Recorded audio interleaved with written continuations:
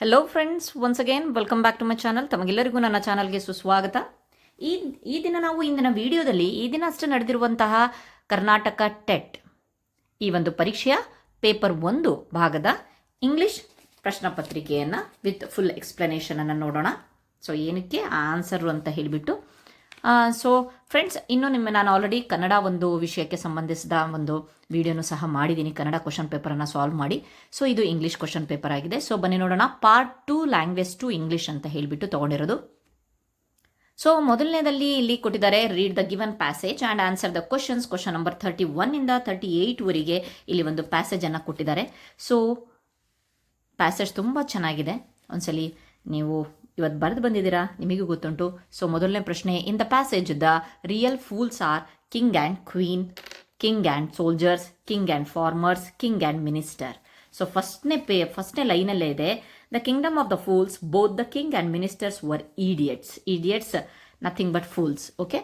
Next, the king and minister decided to change night into day and day into night. Okay. So ಅದು ಸಹ passage ಅಲ್ಲೇ ಇದೆ.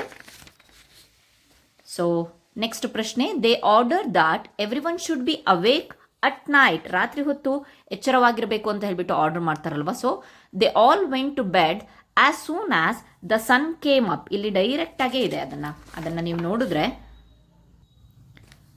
All go to bed as soon as the sun came up. Okay, ಎಲ್ಲ direct ಆಗಿರುವಂತಹ questions ಅನ್ನ ಕೇಳಿದ್ದಾರೆ. The punishment for the disobeying the king's order was death. Okay, ಮರಣ. Next, the correct group of the words synonymous with beautiful. ಬ್ಯೂಟಿಫುಲ್ಗೆ ಸಮಾನಾರ್ಥಕ ಪದಗಳು ಯಾವುದು ಅಂತ ಹೇಳಿ. ಮೊದಲನೇದಾಗಿ ನೋಡ್ರಿ, ಪ್ರೆಟಿ ಓಕೆ, ಬ್ಯೂಟಿಫುಲ್. ಡಲ್ ಇಲ್ಲ. ಓಕೆ, ಹ್ಯಾಂಡ್ಸಮ್, ಲವ್ಲಿ ಎರಡೂ ಬ್ಯೂಟಿಫುಲ್ ಆಗಿದೆ, ಬಟ್ ಡಲ್ ಇಲ್ಲ. ಎರಡನೇ ಲೈನಲ್ಲಿ ಪ್ರೆಟಿ, ಹ್ಯಾಂಡ್ಸಮ್, ಅಟ್ರಾಕ್ಟಿವ್, ಲವ್ಲಿ 4 ಸಹ ಬ್ಯೂಟಿಫುಲ್ಗೆ ಸಿನಾನಿಮ್ ಆಗಿದೆ. ಮೂರನೇದು ನೋಡಿದಾಗ ಪ್ರಿಟಿ, ಅಟ್ರಾಕ್ಟಿವ್, ಫೂಲಿಶ್ ಇದೆ. ಸೊ ಅದು ಬರಲ್ಲ. ಪ್ರಿಟಿ, ಲವ್ಲಿ, ಹ್ಯಾಂಡ್ಸಮ್, ಜೆಲಸ್ ಅಸೂಯೆ ಪಡೋರು, ಅದು ಸಹ ಬ್ಯೂಟಿಫುಲ್ಗೆ ಬರಲ್ಲ. ಒಂದೊಂದು ಲೈನಲ್ಲೂ ಒಂದೊಂದು ಸಹ ಬೇಡವಾದಂಥದ್ದಿದೆ. ಸೊ ಇರೋದು ಅಂತ ಅಂದರೆ ಪ್ರಿಟಿ, ಹ್ಯಾಂಡ್ಸಮ್, ಅಟ್ರಾಕ್ಟಿವ್, ಲವ್ಲಿ ಈ 4 ಸಹ ಬ್ಯೂಟಿಫುಲ್ಗೆ ಸಿನಾನಿಮ್ ಆಗಿದೆ. Okay, next, the two strangers guru and his disciple were amazed to see. ಏನನ್ನ ನೋಡಿ, everyone was asleep in the day and started their business at night. Okay, this is the answer. Next, 38, the word in the passage which means feeling of very great surprise. ಇದಕ್ಕೆ ಉತ್ತರ ಅಸ್ಟಾನಿಶ್ಮೆಂಟ್. Beautiful ಅಂತ ಅಂದರೆ ಸುಂದರ ಅಂತ ಹೇಳ್ಬಿಟ್ಟು ಗೊತ್ತು. ಅಸ್ಟಾನಿಶ್ಮೆಂಟ್ ಅಂತ ಅಂದರೆ ಆಶ್ಚರ್ಯಚಕಿತರಾಗುವುದು. Surprise ಅಂತ ಅಂದ್ರೂ ಸಹ ಆಶ್ಚರ್ಯಚಕಿತರಾಗುವುದು. ಅಸ್ಟಾನಿಶ್ಮೆಂಟ್ ಅಂತ ಅಂದ್ರೂ ಆಶ್ಚರ್ಯ. ಸೊ ಇಲ್ಲಿ ಆನ್ಸರ್ ಅಸ್ಟಾನಿಶ್ಮೆಂಟ್ ಅನ್ನೋ ಪದ ನಮ್ಮ ಪ್ಯಾಸೇಜಲ್ಲಿ ಇದೆ, ನೀವು ನೋಡಬಹುದು. ಇಲ್ಲಿ ನೋಡಿ, ಅಸ್ಟಾನಿಶ್ಮೆಂಟ್. ಓಕೆ, ನೆಕ್ಸ್ಟ್ ಬರೋಣ. ನೆಕ್ಸ್ಟ್ ಮೇನಲ್ಲಿ ಇಲ್ಲಿ ರೀಡ್ ದ ಗಿವನ್ ಪೋಯಮ್, ಒಂದು ಪೋಯಮ್ ಅನ್ನು ಕೊಡಲಾಗಿದೆ. ಇಲ್ಲಿ 39ರಿಂದ 45 ಪ್ರಶ್ನೆಗಳು ಈ ಪೋಯಮ್ಗೆ ರಿಲೇಟೆಡ್ ಆಗಿದೆ. ಸೊ 39ನೇ ಕ್ವಶನ್ ನೋಡೋಣ. The place where paper boats use to float one by one was down the running stream. ಇಲ್ಲೇ ಕೊಟ್ಟಿದ್ದಾರೆ ಫಸ್ಟ್ನೇ ಲೈನಲ್ಲೇ down the running stream. Okay, next, the reason for writing the name and the name of the village in the big black letters was someone in the strange land will find and know who the child was. ಇಲ್ಲೇ ಕೊಟ್ಟಿದ್ದಾರೆ. In big black letters I write my name on them and the name of the village where I live because I hope that someone in some strange land will find them and know who I am.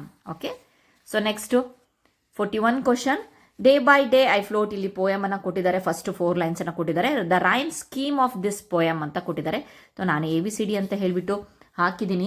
So ABCD ಏಕೆ ಹಾಕಿದ್ದೀನಿ ಅಂತ ಅಂದರೆ continue ಕಾಲಾನುಕ್ರಮೇಣವಾಗಿ ಬರಿಬೇಕೇನೋ ಅಂತ ಹೇಳ್ಬಿಟ್ಟು ಅನ್ಕೊಂಡು ನಾನು ABCD ಅಂತ ಹಾಕಿದ್ದೀನಿ. Next, the synonyms of the word strange are. Strange ಅನ್ನೋ, ವಿಚಿತ್ರ ಅನ್ನೋದಕ್ಕೆ ಒಂದು ಸಮಾನಾರ್ಥಕ ಪದ ಯಾವುದು ಅಂತಂದರೆ ಇಲ್ಲಿ ಫಸ್ಟ್ ಆಪ್ಷನ್ ಅನ್ನು ನೋಡೋಣ. Unusual, famous, unfamiliar. ಫೇಮಸ್ ಅನ್ನೋದು ಪ್ರಸಿದ್ಧಿ, ಸೊ ಅಲ್ಲಿ ಸ್ಟ್ರೇಂಜ್ ಬರಲ್ಲ.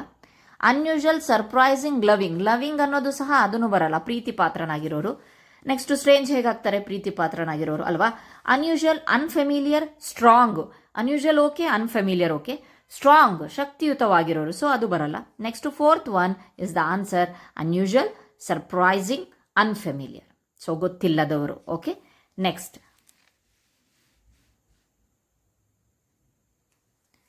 the fairies of sleep are sailing in them.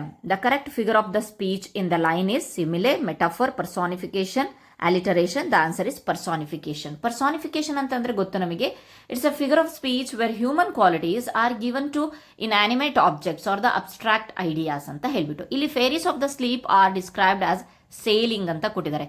ಇದು ಏನಪ್ಪ ಅಂತಂದರೆ ಒಂದು ಹ್ಯೂಮನ್ ಕ್ವಾಲಿಟಿ. ಸ್ಲೀಪ್ ಅನ್ನೋದು ಮಲಗುವುದು ಹ್ಯೂಮನ್ ಕ್ವಾಲಿಟಿ ಅಲ್ವಾ.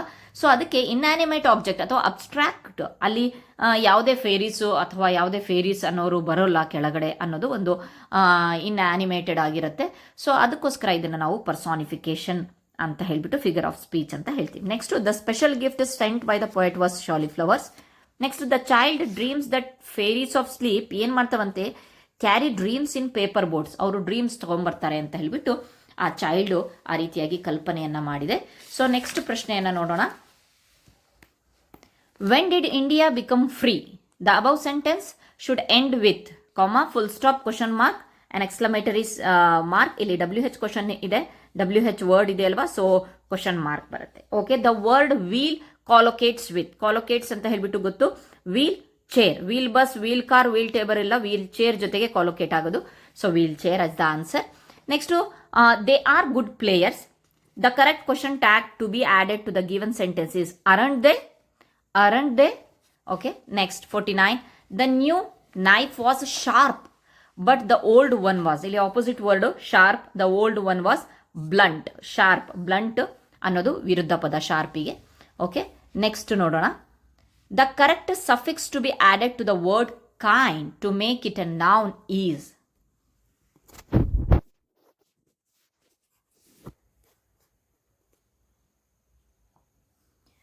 ಓಕೆ, ಇಲ್ಲಿ ನೋಡಿ, ಇಲ್ಲಿ ಯಾವ ಒಂದು ಸಫಿಕ್ಸ್ ಗೊತ್ತುಂಟು. ಪ್ರಿಫಿಕ್ಸ್ ಅಂತ ಅಂದ್ರೆ ವರ್ಡ್ನ ಮುಂಚೆ ಸೇರಿಸೋದು, ಸಫಿಕ್ಸ್ ಅಂತ ಅಂದ್ರೆ ವರ್ಡ್ ಒಂದು ಪದದ ನಂತರ ಸೇರಿಸೋದು. ಸಫಿಕ್ಸ್ ಕೈಂಡ್ ಅನ್ನೋದು ಒಂದು ಅಡ್ಜೆಕ್ಟಿವ್ ಅಲ್ವಾ, ಸೊ ಗುಣವಿಶೇಷಣತೆಯನ್ನು ಹೊಂದಿರುವಂತಹ ಪದ. To change the adjective into the noun, a suffix is often added. The suffix ness is commonly use to form the nouns indicating a state or the quality ಅಲ್ವಾ. So ಹಾಗಾಗ್ಬಿಟ್ಟು ಇಲ್ಲಿ ness ಅನ್ನೋದು answer. Kindness, kindness ಅಂದಾಗ it makes the meaning of the noun. Okay, ಇಲ್ಲಿ ಒಂದು noun ಆಗುತ್ತೆ kindness. Okay, next ಬರೋಣ. Suggestopedia was an approach advocated by doctor Georgi Lozanov. Okay, the answer is next. The first stage of preparation of the unit test is. ಒಂದು ಘಟಕ ಪರೀಕ್ಷೆಯನ್ನು ಮಾಡ್ತಾ ಇರುವಾಗ ನಾವು, ಅಥವಾ ಯಾವುದಾದ್ರೂ ಒಂದು ಪರೀಕ್ಷೆಯನ್ನು ಮಾಡ್ತಿರುವಾಗ ಫಸ್ಟ್ ಸ್ಟೇಜ್ ಏನನ್ನ ಮಾಡ್ತೀವಿ ಅಂತಂದ್ರೆ ಇಲ್ಲಿ ನಾವು ಕಂಟೆಂಟ್ ಅನಾಲಿಸಿಸ್ ಅನ್ನ ಮಾಡ್ತೀವಿ. ಓಕೆ, ಕಂಟೆಂಟ್ ಅನಾಲಿಸಿಸ್ ಅಂತಂದ್ರೆ ಇಲ್ಲಿ initial stage in the development of the unit test involves the analysing the content to be covered and defining the objectives and scope of the, ಇಲ್ಲಿ ನಾವು ಉದ್ದೇಶಗಳನ್ನು ಅಂತ ಹೇಳಿಬಿಟ್ಟು ನಾವು ಮಾರ್ಕ್ ಮಾಡ್ಕೊತೀವಲ್ವ, ಸೊ ಅದನ್ನು ಕಂಟೆಂಟ್ ಅನಾಲಿಸಿಸ್. ನೆಕ್ಸ್ಟ್ ಬರೋಣ. The disadvantages of the bilingual method. Bilingual method ಅಂತ ಅಂದ್ರೆ ಏನು ಗೊತ್ತಾ, ಕನ್ನಡದಲ್ಲೂ ಟೀಚ್ ಮಾಡೋದು, ಅದ್ರ ಜೊತೆಗೆ ಇಂಗ್ಲೀಷಲ್ಲೂ ಟೀಚ್ ಮಾಡೋದು. ಟಿಪ್ ಶಾಲೆಗಳಿದ್ವಲ್ಲ ಅಲ್ಲ ಬೈಲಿಂಗ್ವಲ್ ಶಾಲೆಗಳು ಅಂತ ಹೇಳ್ತೀವಿ. ಬೈಲಿಂಗ್ವಲ್ ಮೆಥಡನ್ನು ಅನುಸರಿಸ್ತಾರೆ. ಸೊ ಡಿಸ್ಅಡ್ವಾಂಟೇಜ್, ನ್ಯೂನತೆ ಏನಪ್ಪ ಅಂತಂದ್ರೆ it discourage use of mother tongue. No, it doesn't emphasis fluency. Okay, it does not emphasis fluency. ಇದನ್ನು ಆಗಲ್ಲ, ಫ್ಲೂಯೆನ್ಸಿ ಮೇಲೆ ಹೆಚ್ಚು ಗಮನ ಕೊಡ್ತಾರಲ್ಲಿ. ಇಟ್ ಡಸ್ ನಾಟ್ ಸೇವ್ ಟೈಮನ್ನು ಸೇವ್ ಮಾಡಲ್ವಾ, ಇಲ್ಲ ಟೈಮು ಸಹ ಸೇವ್ ಆಗುತ್ತೆ. ಸೊ ಆನ್ಸರ್ ಯಾವುದು, may degenerate into pure translation method. Okay, next question is 54. Role play is a technique used in the classes to teach. ಏನಕ್ಕೆ ನಾವು role ಪ್ಲೇಯನ್ನು ಮಾಡ್ತೀವಿ ಅಂತ ಅಂದರೆ ಸ್ಪೀಕಿಂಗ್ ಸ್ಕಿಲ್ಲನ್ನು ಡೆವಲಪ್ ಮಾಡೋಕ್ಕೋಸ್ಕರ. Next, objectives of the teaching English includes knowledge, understanding, application and skill. Okay, ಎರಡನೇದಾಗಿ knowledge, comprehension, expression and appreciation. So ಇಲ್ಲಿ ಬಹಳಷ್ಟು ಕನ್ಫ್ಯೂಷನ್ ಆಗುತ್ತೆ. ಜ್ಞಾನ, ತಿಳುವಳಿಕೆ, ಅನ್ವಯ, ಕೌಶಲ ಇದು ಕೋರ್ ಸಬ್ಜೆಕ್ಟಲ್ಲಿ ಅಂತ ಅಂದರೆ ಗಣಿತ, ವಿಜ್ಞಾನ, ಸಮಾಜವನ್ನು ಬೋಧಿಸ್ತಿರುವಾಗ ನಾಲೆಡ್ಜ್, ಅಂಡರ್ಸ್ಟ್ಯಾಂಡಿಂಗ್, ಅಪ್ಲಿಕೇಶನ್ ಆ್ಯಂಡ್ ಸ್ಕಿಲ್ಲನ್ನು ನಾವು ಬಳಸ್ತೀವಿ.